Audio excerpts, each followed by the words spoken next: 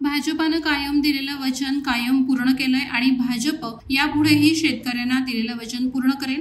काँग्रेसने मात्र कायम मतांसाठी खोटी आश्वासनं देऊन सर्वांना सगळीकडे फसवलंय असा प्रचार संपूर्ण महाराष्ट्रात होताना दिसत आहे।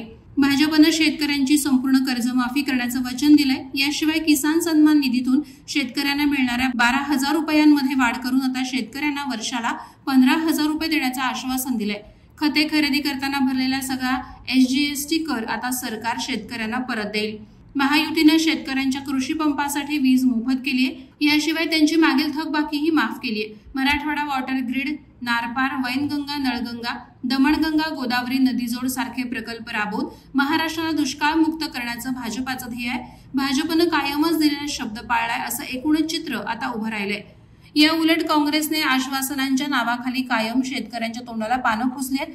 तेलंगणामध्ये रायतू बंधू योजनेतून एकरी 15,000 रुपये देण्याचं वचन देणाऱ्या काँग्रेस सरकारनं अजूनही ही योजना सुरू केली नाही। शेतकऱ्यांचे 2 लाखापर्यंतचे कर्ज माफ करू म्हणणाऱ्या काँग्रेसने अजूनही तेलंगणामध्ये कर्जमाफी केली नाही। हिमाचलमध्ये शेतकऱ्यांकडून 100 रुपये प्रति लिटर किमतीने दूध आणि 2 रुपये प्रति किलोने शेड खरेदी करण्याचं आश्वासन दिलं, पण अजूनही यावर अंमलबजावणी केली नाही।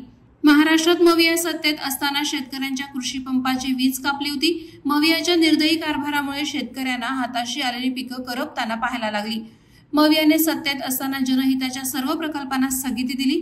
जलयुक्त शिवार, मराठवाडा वॉटर ग्रिड सारखे प्रकल्प बंद पडले। वैनगंगा, नळगंगा सारखे नदीजोड प्रकल्प रखडवण्याचं पाप मवियानं केलंय असा जोरदार प्रचाराचा धडाका महायुतीच्या नेत्यांनी लावलेला दिसत आहे। सुज्ञ जनता आम्हालाच मतदान करणार याबाबत महायुतीचे नेते आश्वस्त असल्याचं चित्र राज्यात दिसत आहे।